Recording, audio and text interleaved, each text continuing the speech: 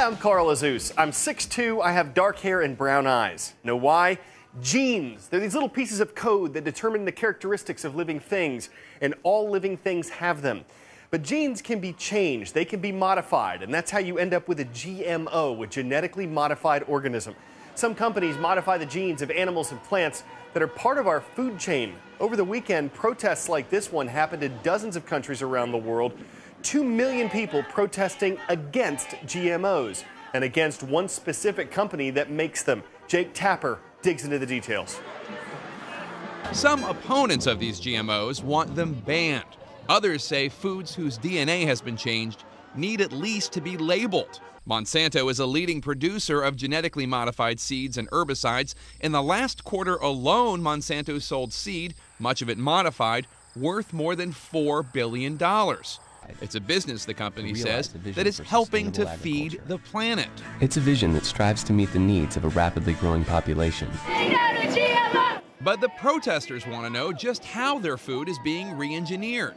Some of the outrage was sparked by these shocking photos showing massive tumors that developed on these rats after they ate genetically modified corn over their lifetimes. But that study by researchers at the University of Caen in France has been criticized by many in the scientific community and by the European Food Safety Authority, who say it is simply not up to scientific standards.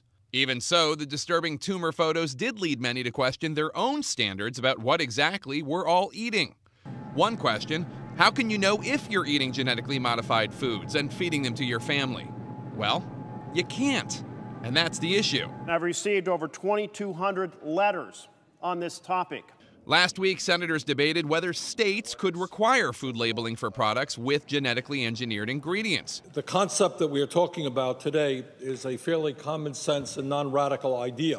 The legislation introduced by independent Vermont Senator Bernie Sanders failed. When you take on very powerful biotech companies like Monsanto and large food corporations, who in many ways would prefer that people not know what is in the food that they produce, they're very powerful. And this comes on the heels of what critics call the Monsanto Protection Act. That's legislation passed by Congress and signed by the president earlier this year, a bill that allows genetically modified crops approved by the Agriculture Department to be grown even if there is action in the courts declaring them to be dangerous. On its website, Monsanto states, quote, "Plant biotechnology has been in use for over 15 years without documented evidence of adverse effects on human or animal health or the environment." Legislators who sided with Monsanto say the company is improving on nature. I think it would be more accurately called a modern science to feed a very troubled and hungry world. Today's first shout-out goes out to Mrs. Hansey's History and Government classes at Layton High School in Layton, Utah. Where will you find the city of Timbuktu? Here we go. Is it in Asia, Africa, South America, or nowhere? It's fictional. You've got 3 seconds. Go.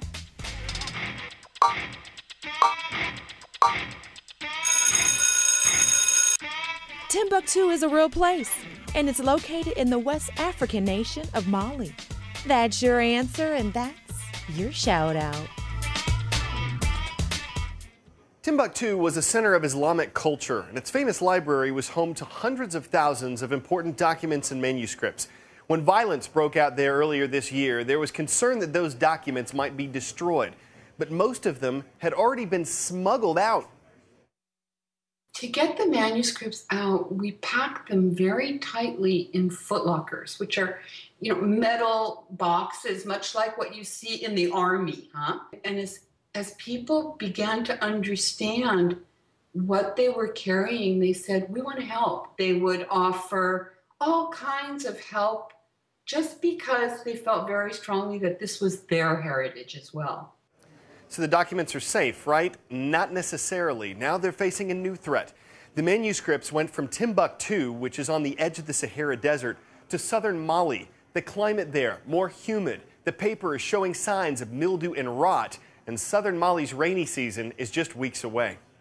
Next up today, brains. They send out impulses that control our movements and motor skills. Last week, brain surgeons were installing a device to help a patient control tremors in his hand. To see if it was working, doctors woke him up during surgery and had him do some tests. My music's really important to me, so I'm hoping that this will allow me to do that, to play guitar. I'm a finger picker.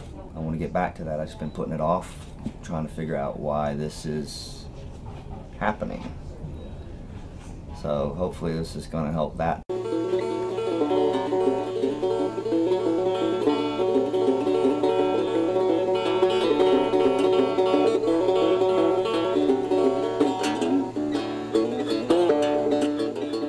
What we saw was a level of precision and a level of control that he has not experienced in years. And that second stage is when we implant the generator that actually sends the electrical impulses to his brain.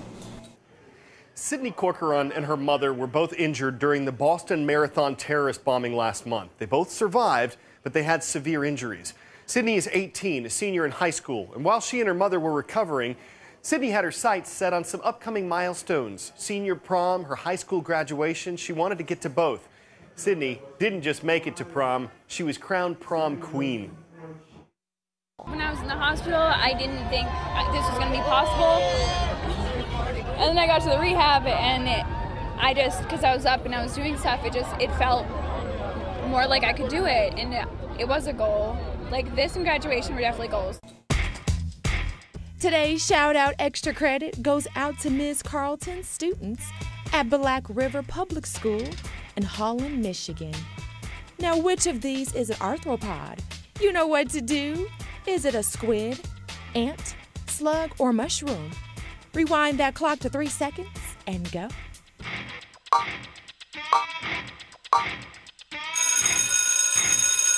Arthropods have joint limbs, and the only option with those is an ant. That's your answer, and that's your Shout Out Extra Credit. Crazy ants. Sounds like a children's toy or your mother's eccentric sisters. But these things are a lot less fun. Tawny crazy ants are native to South America, they're invasive in North America, and they're quickly making themselves at home. They've turned up in Texas, Mississippi, Louisiana, and Florida. They travel well, unfortunately, so they could have arrived here on ships. Their scientific name is Nylanderia fulva, which is why I'm calling them crazy ants. The other reasons, they can colonize in huge numbers, take over food sources, leaving nothing for other species to eat, and they're omnivores. If another ant crosses them, the crazies will attack and destroy. This could have a significant impact on North American ecosystems. Plus, these ants will come into your house, they nest in your crawl spaces and in your walls, and they reach very high abundances in your house. And they make terrible pets. They like to nest near electrical equipment, like the switch box in your house or the wiring in your car. They can short that out. And that's just one reason why they're crazy. These things are quick to swarm, their trails are haphazard and wide, and they're hard to get rid of. Can you call an exterminator? Yes. Can they kill crazy ants? Yes. Could the ants come back? That's the kicker. You kill the ants in this spot, and they just flood in from the surrounding habitat. So, the ability to control them is really limited. And don't think poison bait will send them packing to that great anthill in the sky. Tawny crazy ants won't eat it. People who've been infested say they want their fire ants back. The good news is, crazy ants don't sting you like fire ants, which is why you can watch this and not hear screaming. The bad news is, well, that's about the only good news. There is something we can do or not do. Reproductive crazy ants don't fly. They hitch rides with humans to new areas. So if we can make sure that plants are ant-free before we transport them, that our cargo is free of ants before we travel, we may be able to keep the pests from spreading. Otherwise, there's no telling what end there'll be to their antics. Before we go today, we want you to see a superlative symbol. This is the flag of Romania. This one might not look like much when you're up close, but take a step back and you start to get some perspective. This isn't just any flag, it's the largest flag in the world, 1,145 feet by 744 feet. It took 44 miles of thread to make the thing and 200 people to help roll it out. It's too heavy to actually flutter in the wind, but when it comes to formidable flags, thanks to its banner achievement, that one has taken over the pole position. It's time for us to fly. We'll see you tomorrow on CNN Student News.